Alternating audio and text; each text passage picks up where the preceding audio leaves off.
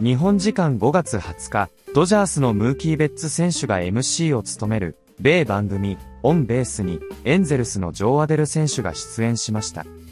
番組内では、大谷選手やトラウト選手の話題が多く取り上げられ、盛り上がる場面も。ここからは、その様子を字幕付きでご紹介します。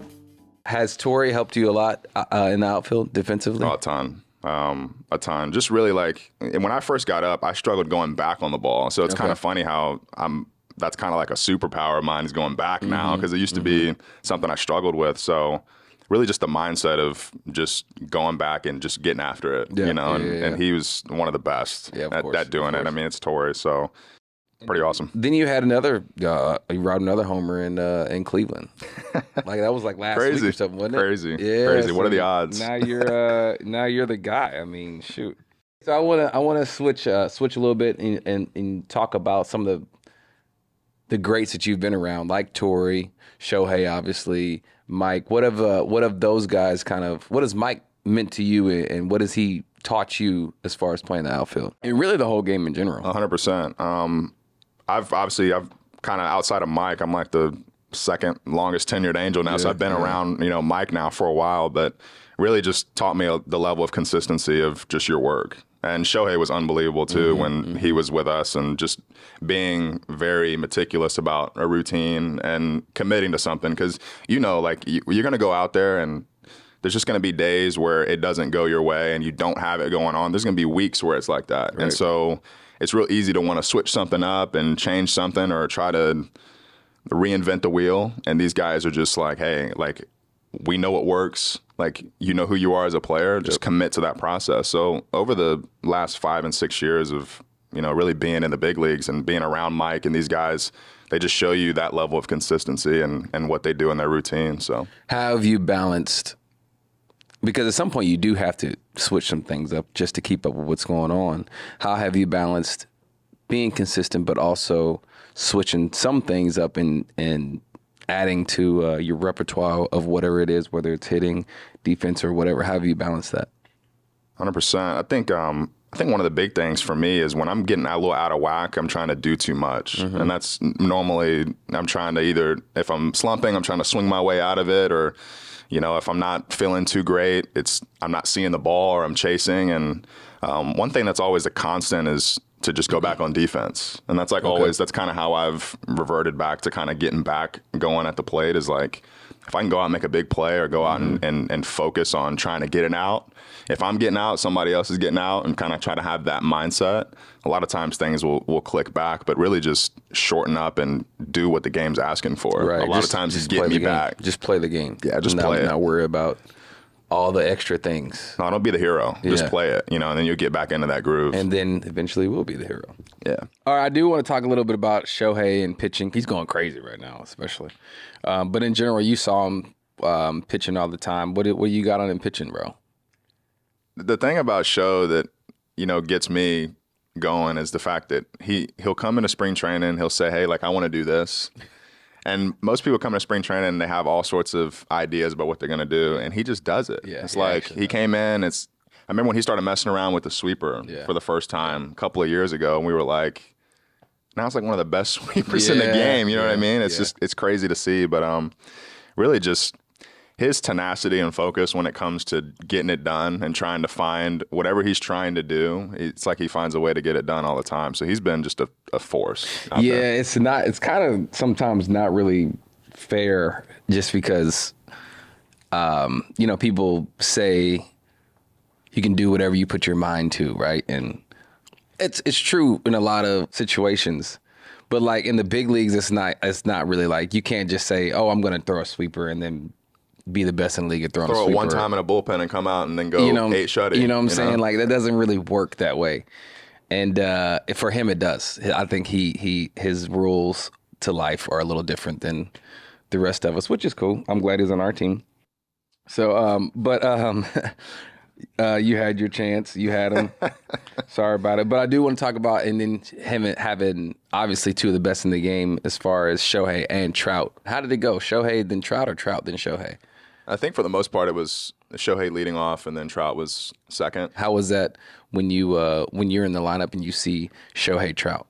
Oh, well, I'll tell you right now, it's great. You know, you're going to get something good to hit because those two dudes are going to wear him out. You know what I mean? You're hanging out behind that and you're like, I'm in good shape. But I mean, it's special. And the crazy thing is about like Show too was like, think about that. He pitched, he would lead off, right? And work the count just like you would if you were any other position player, and then go out and throw 7 innings with 3 hits and no runs, and we expected it. I had to wake myself. I'm like, hey, like this is ridiculous. Sitting on the bench expecting a guy to go and do this in a major league game is insane. That's what I see now is like, you know, if he doesn't get a hit or it doesn't maybe have a couple bad games, it's like, well, what's wrong with Shohei? Well, I mean, he did just go 7 innings, you know, 2 hits. He does have a .7 ERA. You know, you forget like all the other ways that he really affects the game. And so, how would you rank that as far as like duos, Shohei and Trout? I would say for me, that's got to be like, I would say probably top 3 or 4 duos ever. You know, like back to back, those two. There can't be that many more duos that are better than Shohei and Trout. Dude, it was silly, like sitting back and watching it, and then you get like, for me, I got used to being a part of it and just like being out there, and it's like, this is wild. And there was a time where Pujols was out there. Oh yeah, you know too. That. You know what I mean? For us, it was just having that. That's about as star-studded as that. I mean, that's big time. That's you know big what I mean? time. That's big time for sure. Back in 2023, I know you probably remember watching the WBC and you saw Shohei and the Mike showdown, right? It's epic. Did you? Was there like a group chat or something going on when that happened? Well, I think nobody knew what to say. I think that's kind of what the vibe was, because we were all sitting watching the game, and it was like, well, we can't say what a punch out. You know what I mean? Because it's like. Because it's Mike. Are we gonna get, you know, we're gonna get our bags packed and they're gonna send us out of here? You know, we don't want to talk about it. But I mean, you want to talk about 2 of the best players ever just going like a clash of titans. I mean, it was pretty unreal. Was it weird when they got back to camp? Oh no, I don't think so. Everybody was cool. Everybody was cool, and was it talked about at all? For sure, but it was good for baseball. And for sure. That's what everybody got out of it, was just the experience of seeing that. You're not going to see that every day. You know what I mean? Like Mike wearing USA, you know, Shohei with Japan, like one-on-one. Like that's what everybody came to see. So that was really amazing. And then when, you know, being there, you kind of take it for granted because you don't even really pay attention to that. You're just playing the game. Right. I mean, obviously, you know that they're teammates, but you're not really paying attention to the whole thing, you know, like what just happened, you know, because things like that don't ever really happen. And so for it to happen and whatnot, looking back on it, like, dang, that was kind of. You don't recognize the moment. You're in it. You're competing in it. And then you look back and go, wow, that moment was huge. That was huge. You know? Yeah, it was huge. Like you mentioned earlier, you got the second most time on the Angels. Is that weird for you? Really weird, actually. You know, it's because you have that's a different responsibility. You know, you're still like ascending in the game yourself, right? And so now you're kind of responsible for some other people. And how have you balanced that? Well, it's kind of an interesting thing because, you know, when I came up to the big leagues, it was, you know, there were guys facilitating kind of like what I was going to do and kind of what my role is as a younger player. And it's almost like now that's kind of my goal, is to help facilitate what that is for some of the younger guys and guys that are fresh that are coming up to the big leagues for the first time. So I embrace it. You know, my experience when I got called up was different because it was during COVID. Yeah. So I got called up in 2020. So there was a lot of, I want to say, like kind of like team separation just because of that time and the aura of it. But really just my goal is I just want to be a guy that anybody can come up to.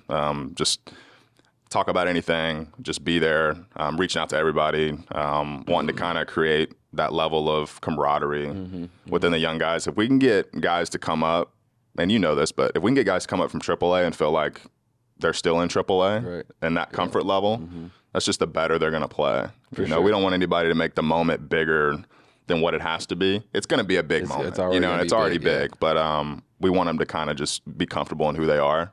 And I think that that's kind of where my role is facilitating that for the guys. How do you balance, you know, teaching and showing the young guys certain things, but you're also kind of learning certain things yourself?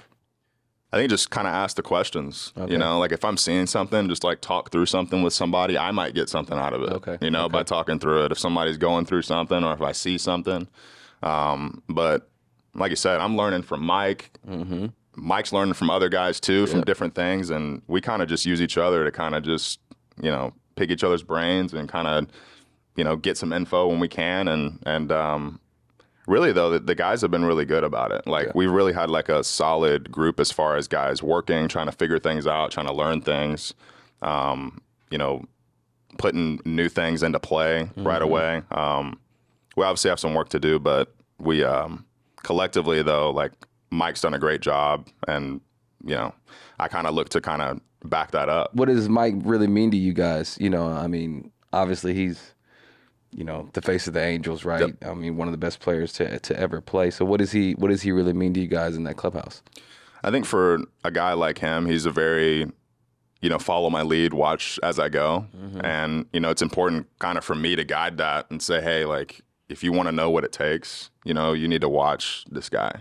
You know, you need to come to the cage and watch him do his early work, you know, watch him do his work on the field and just kind of be a fly on the wall to kind of see what it takes. And the same thing when Show was here too, is like these guys were just, they did the same thing at the same time every day, you know, and they were, when you commit to something, when you commit to a process and a routine, you find yourself in a space where you can really, you know, you're going to find that level of consistency. And so, you know, we don't want guys coming in the cage and one day they got a toe tap, next day they have a leg kick, you know, next day they're, you know, switching bats. We want to show them, hey, this guy has, you know, from Millville, New Jersey, swung the same bat since he was 16 years old. He's had the same swing since he was, you know, the same drill routine. What works, works. You are who you are. And so we want to make sure that we, you know, promote that. And that's what we get. Okay, so I want to, before we close, I got a couple of things. I want to build a perfect all LA player. All right, so we got the power, the contact, the IQ, the field, the speed. Those are the, you know, the 5 things. And then last but not least, the swag. All LA player. So he's got to be on the Angels or the Dodgers. Okay? All LA. Okay. Power. Power. Oof. There's only 2 people. There's only 2 people you have to choose from. Showtime. Okay, yeah, there you go. Okay, contact.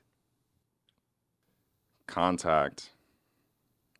Man, I'm trying to think. Who would... Contact. You know what? I'm gonna choose one of my buddies. I'm gonna go Nolan Shonowell. Shonowell. Okay, so we got Shohei's power with Shonowell's contact. What about IQ? I'm gonna go Mike Trout. Trout's IQ. Okay, I like how this is shaping up. Fielding. Fielding. Let's see. I'm gonna go you, Mook. Oh, nice. Okay.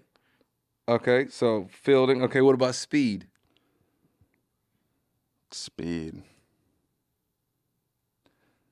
I was gonna say a player I've already said. I mean, you still can. You still can. I mean, Show can move, man. Show's really fast. He can move, and it's sneaky. It's sneaky fast. Yeah, he's really fast. Yeah, it's sneaky fast. I may would go Kim though. Hye-San Kim. He can move too, huh? He's yeah. They both like He's Shohei's really got the fast. strides. Yeah. Where he just strided out, and you don't recognize how fast he's going. You don't. All right, let's go Kim though. Kim. I saw him yesterday, and he was scooting a little bit. Yeah, he runs a little. And what about the swag? Now we got the swag. I mean, you wear a glove under your glove, so you got all types of swag. I'm going Joe Adele on swag. Joe Adele on the swag. Come on now, I'm going Joe Adele on swag. いかがでしたでしょうか。このチャンネルでは日本人メジャーリーガーなどを中心に野球情報をお届けしています。この動画が良かったら高評価、チャンネル登録をよろしくお願いいたします。今回も最後までご覧いただきありがとうございました。それではまた次の動画でお会いしましょう。